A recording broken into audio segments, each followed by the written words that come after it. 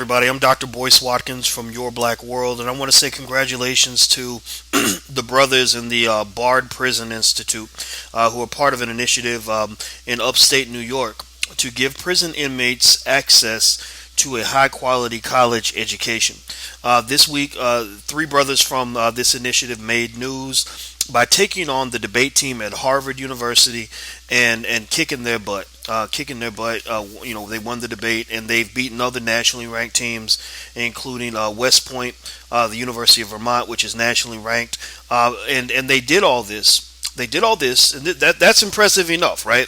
But they did all this without having any access to the internet.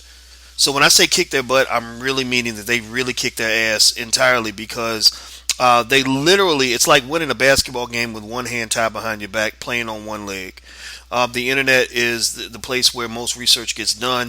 The fact that they had no access to that, you have to get specific permission just to get certain books when you're incarcerated. It's a mess. I tried to go visit a couple brothers in prison. They wouldn't let me in the prison for a long time. They would not let me in because not because I'd broken laws. I'm not a drug dealer. I'm not a killer. I'm just a regular guy. But they didn't want me in because of the kind of person that I am, the work that I do. And so that's how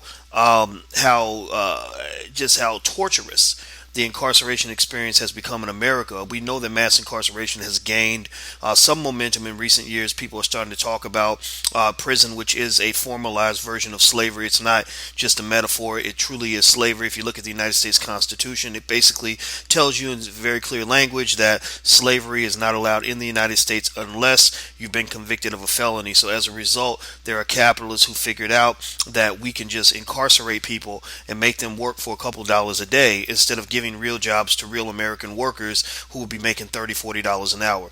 That's what they're doing. That's how they're screwing you with this mass incarceration epidemic. What also is interesting, which makes the prison epidemic inconsistent with a lot of the talk that we have about Black Lives Matter, is that we really don't believe that all Black Lives matter all the time, because when you talk about the criminal justice system, we believe that Black Lives Matter a lot when you're talking about free citizens who are on the street getting harassed by police, beat by police, things like that, who die in jail like Sandra Bland.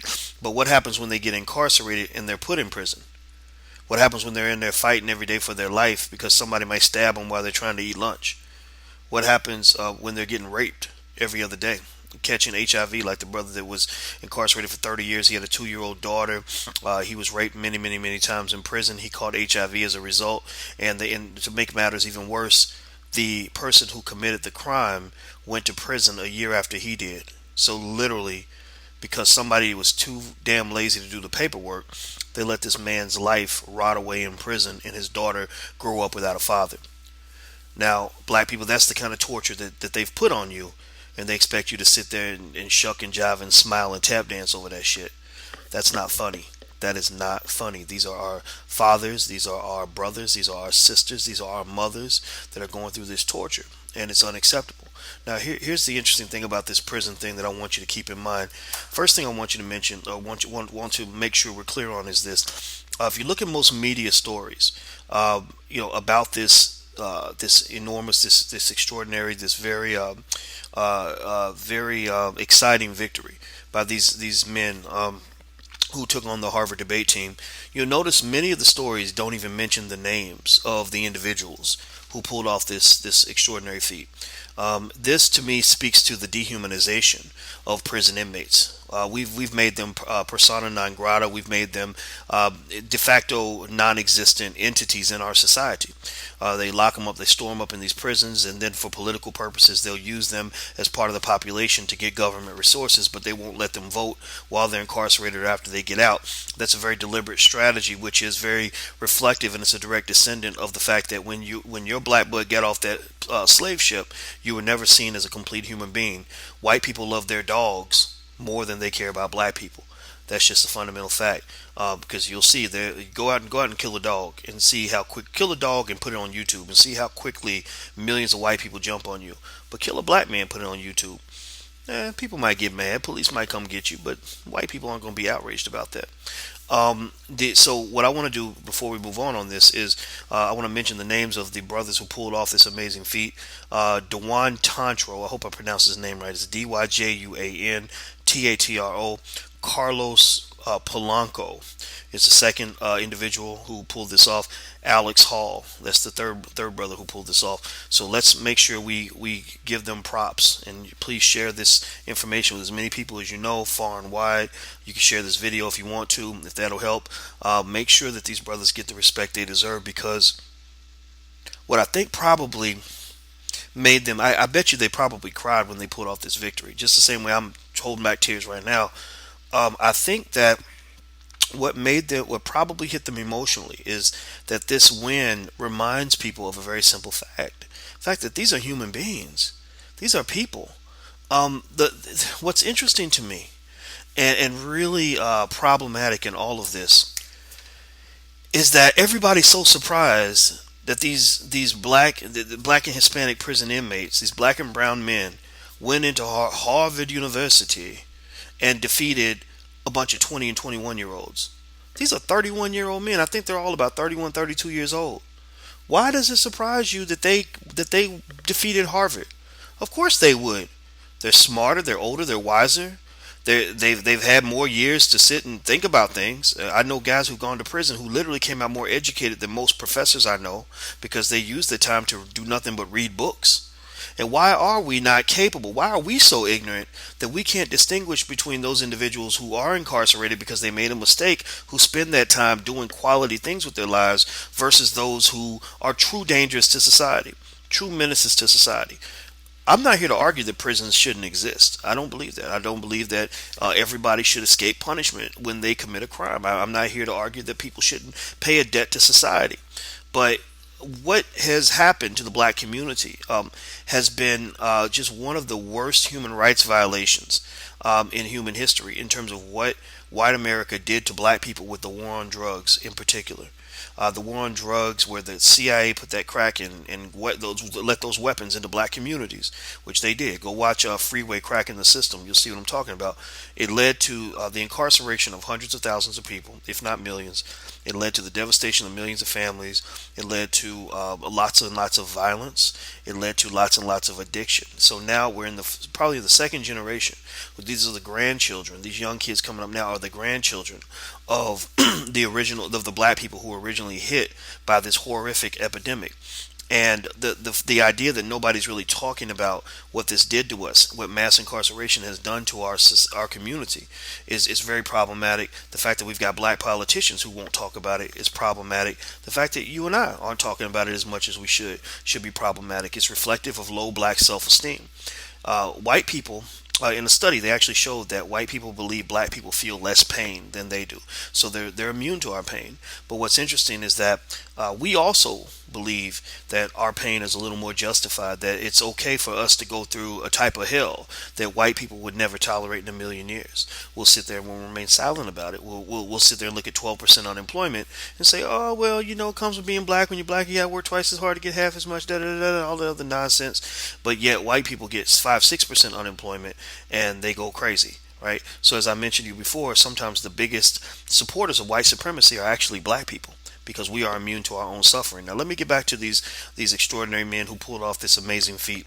I hope one day I get a chance to talk to one of them. Maybe one day they'll let them out and realize that maybe they can actually do more good in the real world with access to the internet than they can behind bars. Maybe one day they'll realize that we're spending so much money keeping people locked up when they should be out in society with their families. Or maybe one day they'll realize that they maybe have children, they have loved ones, they have people that want to see them. And maybe we'll realize that a person who does something bad doesn't automatically deserve to be exterminated for life. Our incarceration system is an extermination program. We exterminate people's bodies. We exterminate people's from their freedom. We exterminate them. We exterminate their futures. We exterminate everything, because even once they get out, they're so marginalized it's very, very difficult to function. I went to go look for an apartment with my daughter recently, and every single place I went to, and you probably know this too, they wanted a criminal background check. So I was thinking, wow, if I was a black man who had a criminal record, I couldn't live in any of these places, even though I've got the money and all this other stuff. So So let's stop this right now. One thing I want to stop is I want to stop being. You can be happy for these men who pulled off this feat, because defeating Harvard is tough. They got some. They got a few smart kids there, but stop being surprised by it. Because the fact that we're so surprised means that somehow we expect that because somebody was incarcerated because they made a mistake, or because they're black and brown or poor or whatever, or marginalized, that they can't be as smart as the little pricks that go to Harvard University. And I'm not talking about all of them, but some of them are little arrogant little pricks. I'm talking about little arrogant kids who think they're better than everybody, who think they have no problem. They don't need a Harvard Lives Matter campaign because they already believe that their lives matter more than yours. Henry Louis Gates, he's black now, but when he got arrested by that cop, one of the things he told the cop is that he's a Harvard professor, so his life matters more. But I tell you what, when all those little black boys got shot down in Boston by the police and all these things were happening around the world, I didn't hear Gates say very much of anything about that. But when you hurt someone from Harvard, then that's very different. So Harvard lives have always mattered.